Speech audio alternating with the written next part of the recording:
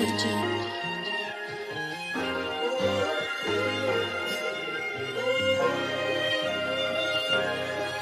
Time out, filet mignon with the ring on. Keep it stick on me like ching chong. Ain't too long, bro, finna be home. Every student athlete's journey is different. Some start strong academically. Some learn the rules early. And some face challenges that most people never see. But resilience can change everything. Welcome back to Beyond the Game, Earn Not Given. Today, we're sitting down with a student athlete whose journey has tested him academically, personally, and emotionally, but he's still standing. This is the story of three-star defensive back Keyshawn Williams. Keyshawn Williams, I'm a rising senior, 3.4 GPA, 18 plus offers. And what is one thing college coaches should know about you? I'm a real dedicated player on and off the field. What made you fall in love with football? What made me fall in love with football was me getting my first pick, Part 1 at South Central. And I just liked the crowd, the intensity, and my coaches. And when did you realize football could take you somewhere? I realized that seeing my brother take care of my family, when the NIL, the endorsements and stuff like that. And who is your favorite football player and why?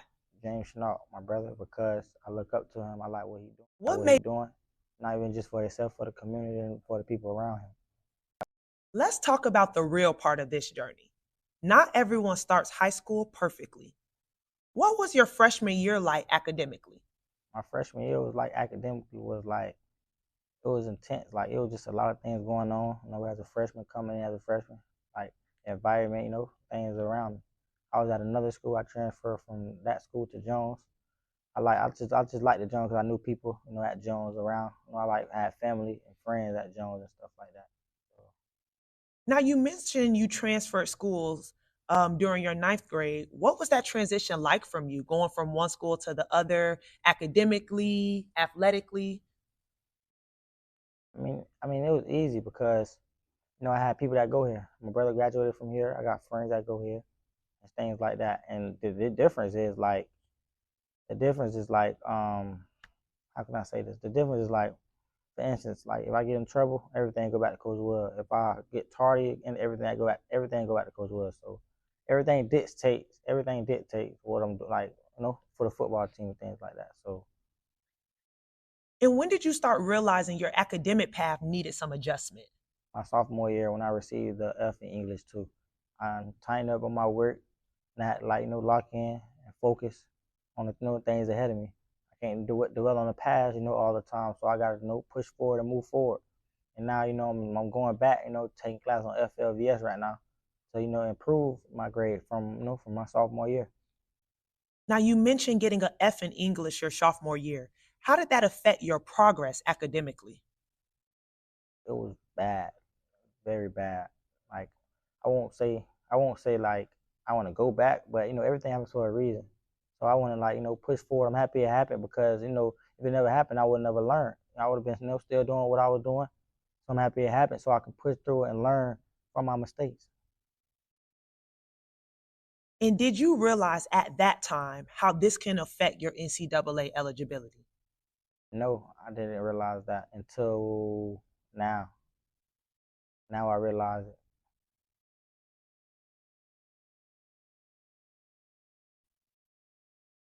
For student athletes aiming for NCAA Division I, this is extremely important to understand. During 9th grade, 10th grade, and most of 11th grade, if you receive a low grade in a core class like English, math, science, or social studies, you still have time to fix it.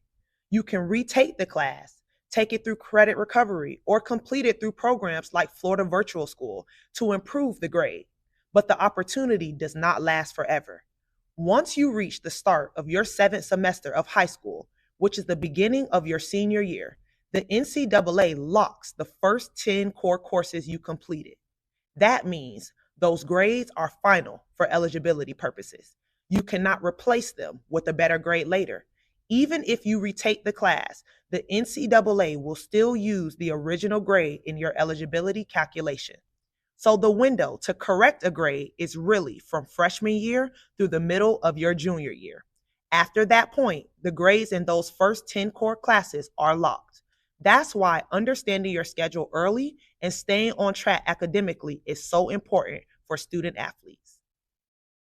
How many core classes have you completed? I got this worksheet here. It tells me everything about the classes that I'm taking, and it helped me, on track of graduating early and things like that. But now I have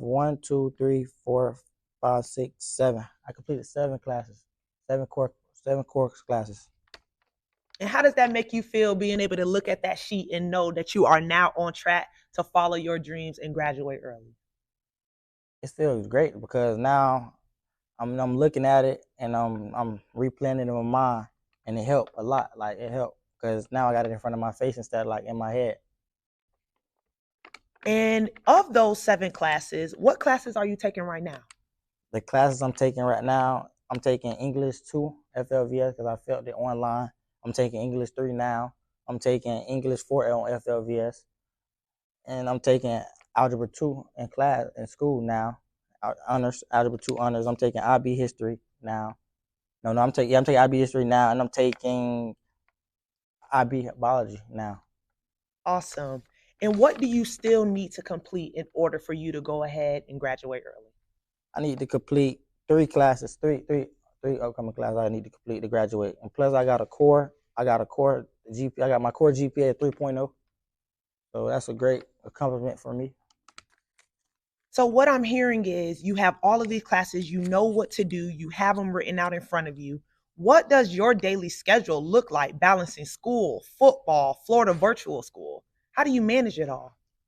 I mean, like I manage it like it's like bad, but cause I can't do what I want to do. I can't do 7-on-7, nothing like that, because I gotta get on track. So I gotta get back on base and things like that. So Where did you get that sheet from? Coach Will, Coach Will give it all. He get a sheet to all the rising seniors and tell us where we at when like if we want to graduate early or not graduate early. Keyshawn, every student athlete has people behind them who help carry the weight when things get heavy. And today, we're fortunate to have someone here who has been walking this journey with you, your mom. Because behind every resilient student athlete, there's usually a resilient parent too. When did you first realize how important academics were going to be in his football future? I first realized that with my second son. He also came to Jones. He played for Jones, graduated, and now he's off in college at Utah University. You've seen him go through some difficult moments in life while still trying to stay focused on school and sports. As a mother, how do you help him stay strong during those moments? I'm constantly on him about his schoolwork and to always want to do, excuse me, always want to do better, making sure that he's doing his work, making sure he's getting to school on time, just making sure that he's, thinking positive. When he faced academic setbacks, like that English class in 10th grade, what conversations did you have to have with him to get him back on track? I'm just reminding him about the environment he was raised in, and just letting him know that he made it very far. He needs to continue to stay focused, stay on his schoolwork, make sure he's going to class on time, and just remaining humble. Have you seen a change in his mindset academically since he realized what he needed to do to reach his goals? Most definitely. Most definitely. He's very dedicated. He's gonna do those workouts. He's gonna make sure he's doing that work, regardless of the fact he's gonna definitely do what he needs to do. What sacrifices have you seen him make recently to stay focused on graduating early and preparing him for his future? A lot of time he don't really go outside a lot. He's dedicated to his workouts. Like I say, he's gonna make sure that he's doing his work. Because I know I can't go here because I have to stay and I have to do my work on my computer or I have my online class I got to finish before this time. So he's very dedicated to getting that work done so he can play. When you look at your son now, what kind of man do you hope he becomes beyond football? And the man, I think he's strong character, responsible, independent, trustworthy, um, humble. When you hear your mom talk about you like that, what responsibility does that make you feel for your future? The responsibility, it made me feel confident, trustworthy, loyalty, and things like that. And just, like being like that, around people. Now you don't gotta be my people, be like people around me, like, outside of school, on the football field, and in the classroom, making good grades and things like that. Okay.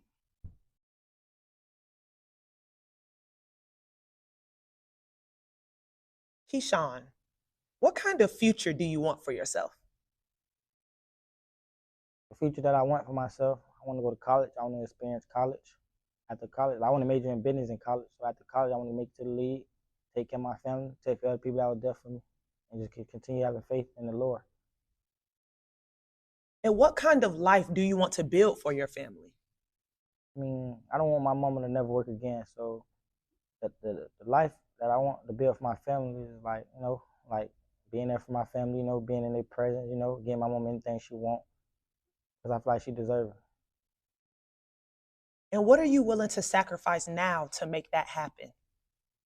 I'm willing to sacrifice everything because without your mom, like my dad not in the picture, and my mom, she took stayed here and took care of me ever since I was young. So I give her, the praise, stuff like that. And what are you willing to give up today to give your future a chance for tomorrow? Everything that I've been through, practice, working hard, coming to practice every day, everything, fall along for me. So I just want to continue staying on the right path, continue pushing myself, making myself the better me, and just going to college and being a better me. And what are you willing? Resilience doesn't mean the journey is perfect. It means you keep moving forward. Keyshawn's story reminds us that life will test you academically, personally, emotionally, but discipline can still change your direction because talent may open the door, but eligibility keeps it open. This is Beyond the Game, Earn Not Given.